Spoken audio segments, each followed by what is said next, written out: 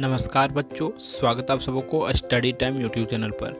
बच्चों, इस वीडियो के माध्यम से कक्षा 8 क्लास का जो आपका 15 चैप्टर है JCRT का झारखंड बोर्ड के लिए जो है ये वीडियो है, जो प्राकृतिक परिघटनाएं जो आपका चैप्टर है क्लास 8 का साइंस का। इस वीडियो के माध्यम से मैं जो सो आपका ऑब्जेक्टिव क्वेश्चन इस अध्याय का बताने वाला हूं, तो आप वीडियो को ध्यान से देखिएगा और वीडियो को लास्ट तक देखिएगा।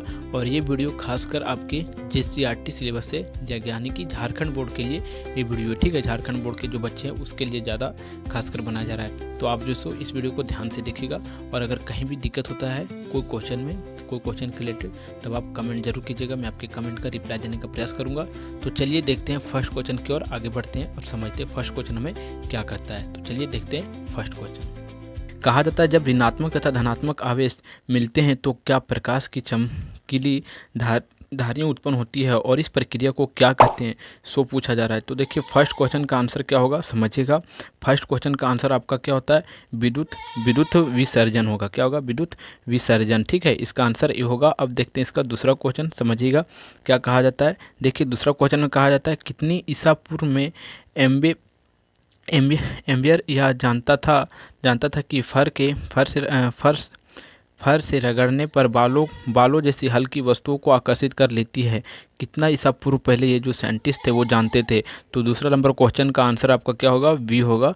600 साल ईसा पूर्व पहले, यानी कि 600 ईसा पूर्व पहले साइंटिस्ट को पता था कि इस प्रकार का आवेश जो से उत्पन्न होता है, ठीक है। अब अगला क्वेश्चन देखते हैं। देखिए अगर अगला क्वेश्चन और ये दो क्वेश्चन आपको जो बताएं, अगर ये सब दोनों क्वेश्चन आपको समझने में अगर कहीं दिक्कत हो रहा है तो आप हमारा जो सो इसका जो एक्सप्लेन का वीडियो देख सकते हैं, क्योंकि एक्सप्लेन का वीडियो में मैंने जो सो आपको सभी बातें वहाँ बताया है और वहाँ ज़्यादा से ज़्यादा वहाँ भी आपको ऑब्जेक्टिव क्वेश्चन बताने का मैंने प्रयास किया है। और अभ्यास का प्रश्न उत्तर का भी जो सो वीडियो के डिस्क्रिप्शन में लिंक दे दिया जाता है, तो दोनों वीडियो आप जरूर देखिएगा इस वीडियो को देखने के बाद।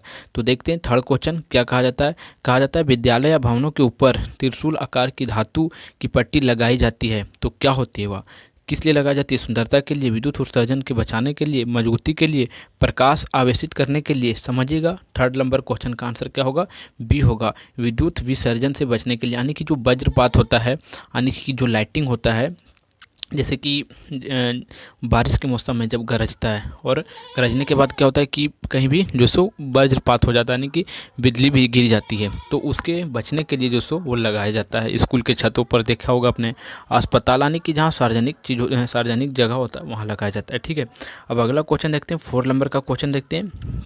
देखिए 4 नंबर का क्वेश्चन आपका कहा जाता है कि भूकंप की शक्ति के परिणाम को किसके द्वारा व्यक्त किया जाता है, सो पूछा जाता है कि उसकी शक्ति कितना है कितना नहीं है, वो किसके द्वारा व्यक्त किया जाता है। तो उसका एक पैमाना है रिफाटर के पैमाने के द्वारा, किसके, रिकार्टर के पैमाने के द्वारा जो सो इसको व्यक्त किया जाता है।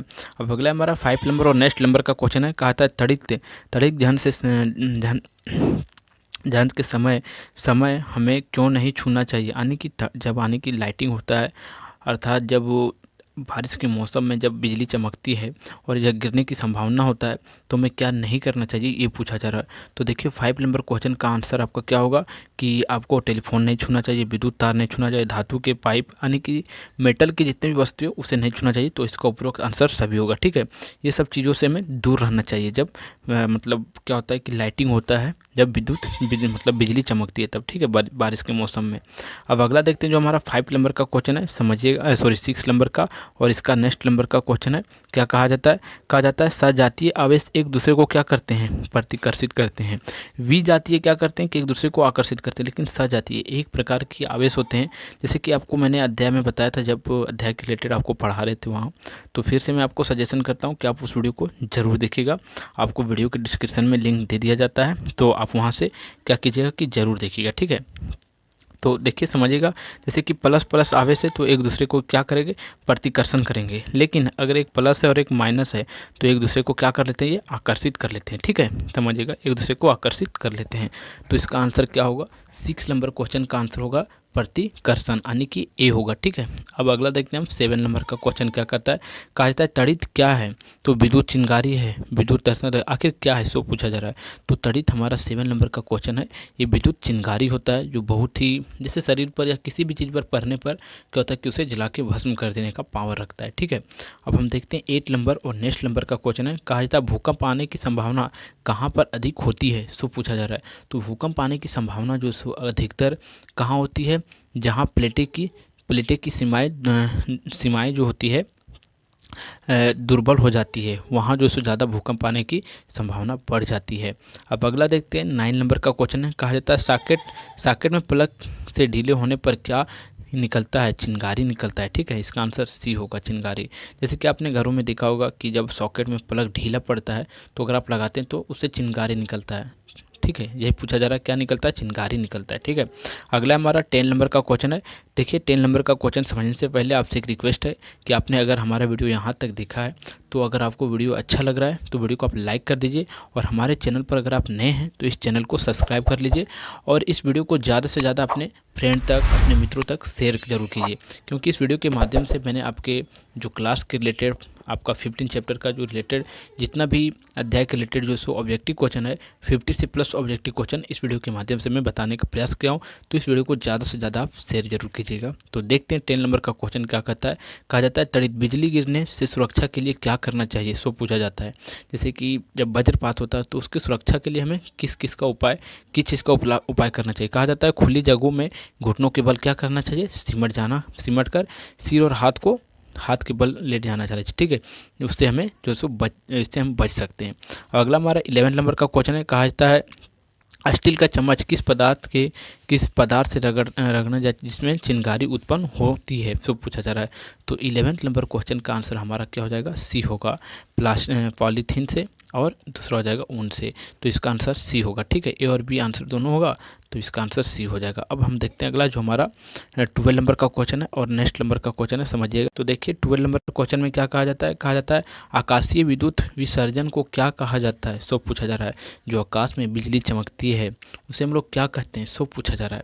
तो 12 नंबर क्वेश्चन का आपका आंसर क्या होगा, तड़ित होता है, जिसे हम लोग तड़ित कहते हैं हिंदी के भाषा में। ठीक है, साइंस के भाषा में। अब अगला देखते हैं हम जो हमारा 13 नंबर का क्वेश्चन है। कहा था जब प्लास्टिक की रिफिल को जब पॉलीथीन के साथ रगड़ते हैं तो क्या असर अर्जित कर लेती है, सो पूछा जा रहा है। विद्युत आवेश जो सो क्या कर लेती है, अपने आप में जो सो अर्जित कर लेती है। इसका आंसर ए होगा, आकर्षण या विद्युत आवेश जो बोल सकते हैं। अब अगला हमारा जो 14 नंबर का क्वेश्चन है। कहा जाता है निम्नलिखित में से किसे रगड़ने से आसानी से आवेशित नहीं किया जा सकता है, सो पूछा जा रहा है। किसे रगड़ने पर आवेशित नहीं किया जा सकता है।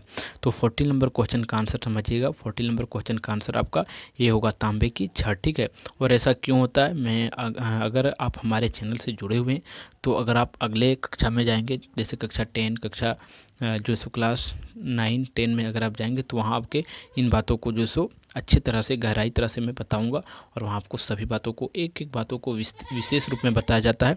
तो आप हमारा चैनल से जुड़े रहने के लिए चैनल को आप सब्सक्राइब कर लीजिए। ठीक है, तो चलिए देखते हैं अगला क्वेश्चन। ठीक है, 15 नंबर का क्वेश्चन है। क्या कहा जाता है, समझिएगा। कहा जाता है कि झारखंड की एक प्रमुख आपदा जिससे अधिक व्यक्ति प्रभावित होता है वो कौन सा आपदा है झारखंड का। तो झारखंड का जो सो कि 15 नंबर क्वेश्चन का आंसर आपका वी हो जाएगा। इसका आंसर होगा तड़ित, यानी कि वज्रपात से यहाँ झारखंड के जो व्यक्ति हैं यानी कि लोग हैं वो बहुत ही प्रभावित हैं। ठीक है, अब अगला देखते हैं जो हमारा 16 नंबर का क्वेश्चन है। कहा जाता है आवेश कितने प्रकार के होते हैं।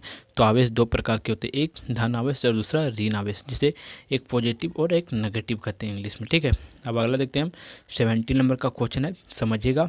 18 नंबर का क्वेश्चन है, समझिएगा। कहा जाता है निम्नलिखित में से किसे आकर्षण द्वारा आसानी से आवेशित नहीं किया जा सकता है, सो पूछा जा रहा है। तो 18 नंबर का हमारा क्वेश्चन क्या हो जाएगा, इसका आंसर ऊनी वस्त्र को। ठीक है, अब अगला देखते हैं जो 90 नंबर का क्वेश्चन है। कहा जाता है तड़ित के समय क्या क्या सुरक्षित रखता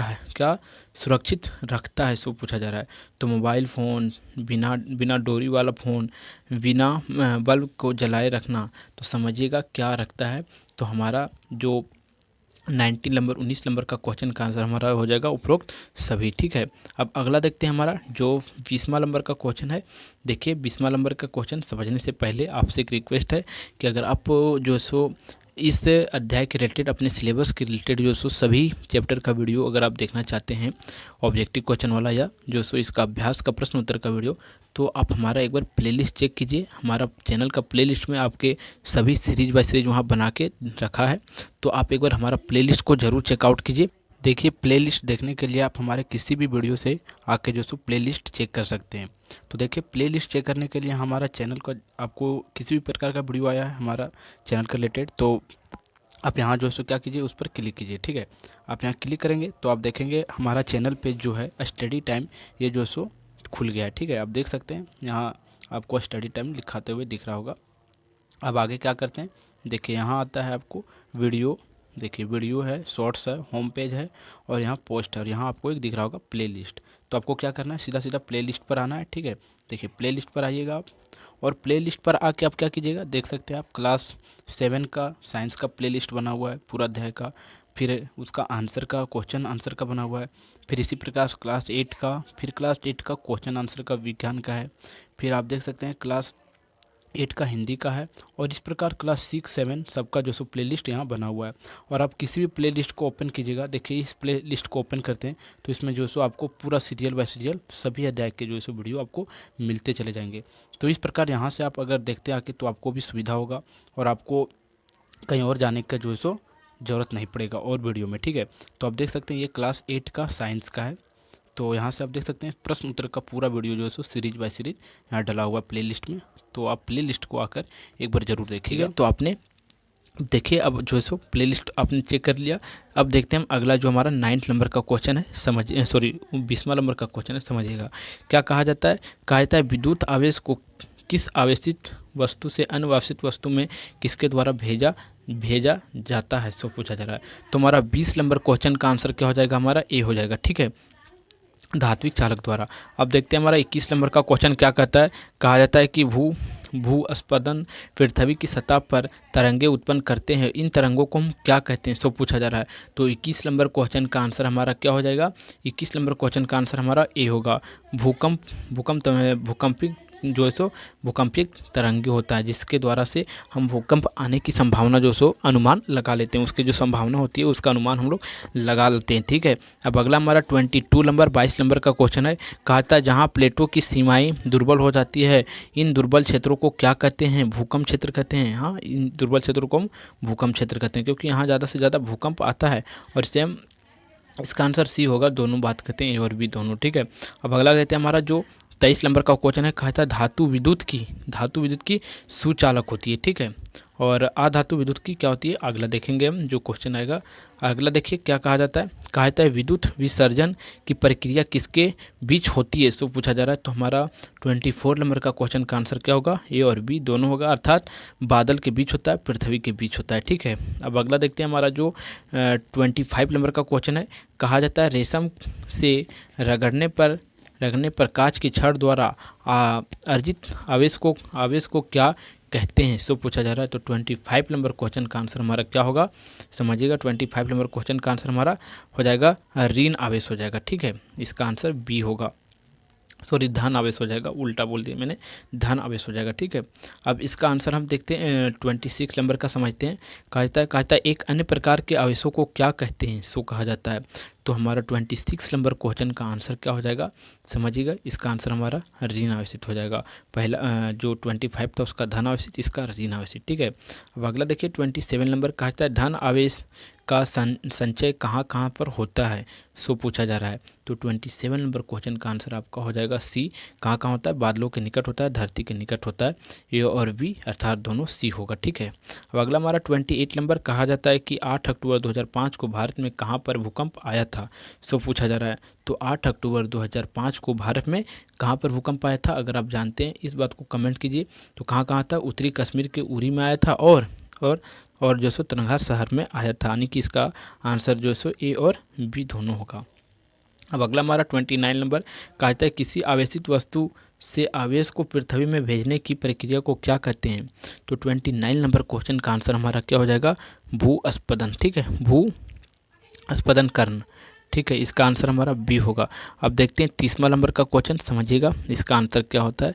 कहा जाता है कि सौ मंडल की विस्तार विस्तार है, सो पूछा जा रहा है। तो इसका हमारा 30 नंबर क्वेश्चन का आंसर क्या हो जाएगा, 30 नंबर क्वेश्चन का आंसर 10 से 12 किलोमीटर हो जाएगा। ठीक है, अब अगला देखते हैं 31 नंबर का क्वेश्चन है। कहा जाता है भूकंप किस कारण आते हैं, सो पूछा जा रहा है। तो हमारा 31 नंबर क्वेश्चन का आंसर हमारा क्या हो जाएगा, उपरोक्त सभी पृथ्वी की प्लेट की गति के कारण, उल्का पिंड से पृथ्वी को टकराने के कारण, यानी कि इतने नाभिकीय, और अगला हमारा भूमिगत नाभिकीय विस्फोट के कारण। तो उपरोक्त सभी डी इसका आंसर होगा। ठीक है, अब देखते हैं 33 नंबर का क्वेश्चन का आंसर क्या होता है। कहा जाता है कौन प्राकृतिक संपदा नहीं है, सो पूछा जा रहा है। तो प्राकृतिक संपदा इनमें से कौन नहीं है, तो हमारा 33 नंबर क्वेश्चन का आंसर क्या हो जाएगा, ये होगा खेत। ठीक है, अगला हमारा कहा जाता है कि 35 नंबर का क्वेश्चन है, चंद्रमा पर ताप का प्रसार क्या है, सो पूछा जा रहा है। तो चंद्रमा पर ताप का प्रसार क्या है, 35 नंबर का क्वेश्चन का आंसर आपका क्या हो जाएगा, इसका आंसर बी होगा। 90 से 100 डिग्री हो जाता है, सेल्सियस हो जाता है। ठीक है, अब अगला देखते हैं जो हमारा 36 नंबर का क्वेश्चन है, समझिएगा क्या कहा जाता है। वायुमंडल में कार्बन डाइऑक्साइड के बढ़ने का संबंध है, तो पूछा जा रहा है ओजोन परत का क्षय होना। ठीक है, इसका आंसर क्या होगा, आपका 36 नंबर क्वेश्चन का आंसर होगा बी होगा। ठीक है, अब अगला देखते हैं। अगला हमारा जो 37 नंबर कहा जाता है ओजोन का सूत्र होता है O3। ओजोन का क्या सूत्र होगा, आपको याद रखना O3। और ये क्वेश्चन ज़्यादा पूछा जाता है कि ओजोन का सूत्र क्या होता है, रासायनिक सूत्र O3। ठीक है, ये बात आपको ज़्यादा खासकर ध्यान में रखना है। अब अगला देखते हैं हम 38 नंबर का क्वेश्चन है। कहा जाता है ओजोन गैस पाई जाती है। ओजोन गैस कहाँ पाया जाता है, तो ओजोन गैस जो है हमारा संताप मंडल में पाया जाता है। अब अगला क्वेश्चन देखते हैं 39 नंबर का क्वेश्चन है, समझिएगा क्या कहा जाता है। कहा जाता है प्राकृतिक पदार्थ जिनका उपयोग मनुष्य अपने जीवन यापन एवं विकास के लिए करता है कहलाता है, सो पूछा जा रहा है। तो समझिएगा इसका आंसर क्या होगा, 13 नंबर क्वेश्चन का आंसर आपका क्या होता है, सी होता है। क्या कहलाता है, प्राकृतिक संपदा कहलाता है। ठीक है, और प्राकृतिक संपदा के अंदर देखा जाए तो बहुत वस्तुएं आती है, जैसे कि पृथ्वी पर जितने भी ये चीज़ है सब प्राकृतिक संपदा के अंदर आता है, ये आप सोच सकते हैं।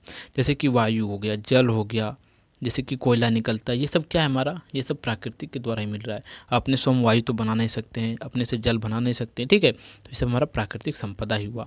अब अगला देखते हैं हम जो हमारा 14 नंबर का क्वेश्चन है।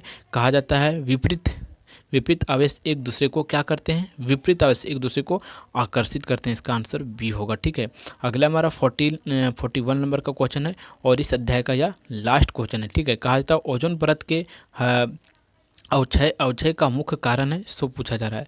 तो ओजोन परत का मुख्य क्या आवेश है कि उसका जो क्षय हो रहा है उसका मुख्य आवेश क्या है, CFC क्लोरोफ्लोरोकार्बन, इसका आंसर होता है। क्लोरोफ्लोरोकार्बन के कारण से जो गैस है उसके कारण से जो हमारा ओजोन परत है वो टूट रहा है, क्षय हो रहा है। ठीक है, और इस प्रकार से इस अध्याय का जो रिलेटेड जितना भी ऑब्जेक्टिव क्वेश्चन और ऑब्जेक्टिव क्वेश्चन के अंदर जो VBI ऑब्जेक्टिव क्वेश्चन था वही क्वेश्चन को जो सो मैंने बताने का प्रयास किया है। तो अगर आपको वीडियो अच्छा लगा हो तो आप वीडियो को लाइक कर दीजिएगा, और आप हमारे चैनल पर नए हैं तो चैनल को सब्सक्राइब कर दीजिएगा, और इस वीडियो को ज़्यादा से ज़्यादा शेयर कीजिए अपने फ्रेंड तक। पूरा इस वीडियो को अपने स्कूल ग्रुप, ट्यूशन ग्रुप, कहीं भी शेयर कीजिए। ठीक है, और अगर आपको कहीं दिक्कत हुआ होगा तो आप जो सो इस वीडियो में कमेंट करके हमें पूछ सकते हैं। तो चलिए फिर मिलता है आपको एक नेक्स्ट वीडियो में, तब तक के लिए जय हिंद, जय भारत।